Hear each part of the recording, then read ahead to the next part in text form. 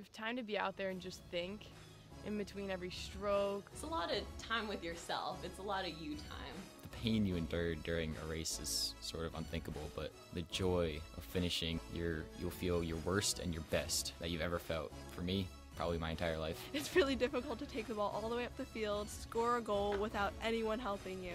It means a lot to have someone there for you, and it means more to have 10 guys there for you. You have some girls behind you pushing you, some girls in front of you pulling you. Then you got maybe that girl who's constantly pushing you right next to you the whole time.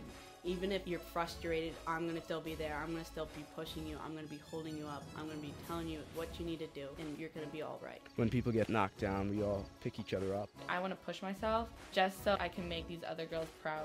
I try to take every practice almost like it is a game. Go into it like this is a day to get better, not just a day to kind of walk through things, go through the motions. I also tell myself that we train more than them, we train extra. They probably have too, but when you're telling yourself they haven't gone through it, only you have, and you can do it, only you. When you're on the field, those 60 minutes, they're yours. I always think about next play, keep going. Forget every hole that you've played before.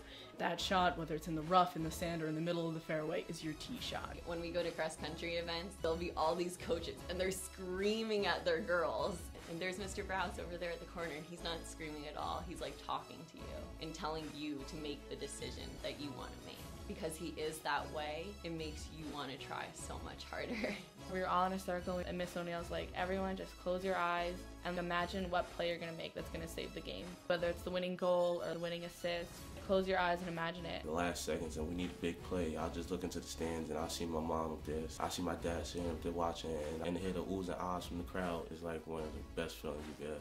When we won, our coaches actually started crying. We all knew we just won the cup, and that was one of the coolest things ever, just see the entire school crowded around screaming B-U-C-S, Bucks, Bucks, Bucks. Mr. Dorr was standing in the grandstands, and he came up to us after the race.